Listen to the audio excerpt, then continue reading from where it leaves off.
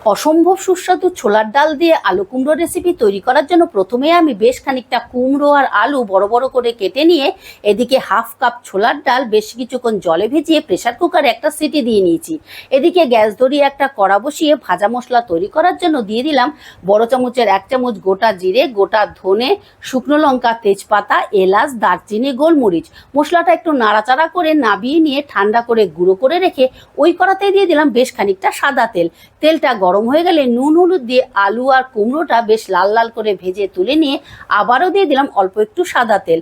তেলটা গরম হয়ে গেলে দিয়ে দিলাম ফোড়নে দিলাম একটা শুকনো লঙ্কার গোটা জিরে।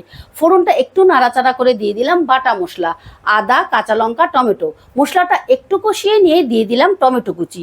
টমেটোটা একটু নাড়াচাড়া করে নরম করে নিয়ে দিয়ে দিলাম গুঁড়ো মশলা, নুন, হলুদ, জিরে গুঁড়ো, ধনে গুঁড়ো, শুকনো লঙ্কার গুঁড়ো আর কাশ্মীরি লঙ্কার গুঁড়ো। মশলাটা বেশ কিছুক্ষণ কষাবার পর তেল ছেড়ে দিলেই দিয়ে দিলাম ভেজে রাখা আলুগুলো। আলুটা দিয়েও বেশ কিছুক্ষণ কষাবার পর মন্ডমতো হয়ে আসলে দিয়ে দিলাম ভেজে রাখা কুমড়ো। একই সাথে দিয়ে দিলাম টেস্টের ব্যালেন্সের জন্য চিনি।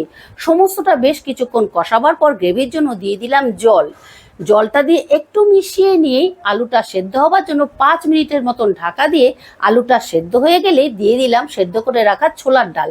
ছোলার ডালটা একটু মিশিয়ে নিয়ে 2 মিনিটের জন্য আবারও ঢাকা দিয়ে রান্না করে নামাবার আগে গরম মশলা, ধনেপাতা আর ভাজা মশলা দিয়ে নামিয়ে নিয়েছিলাম। খেতে কিন্তু দুর্দান্ত হয়েছিল। সম্পূর্ণ রেসিপিটা তোমরা আমার চ্যানেলে পেয়ে যাবে।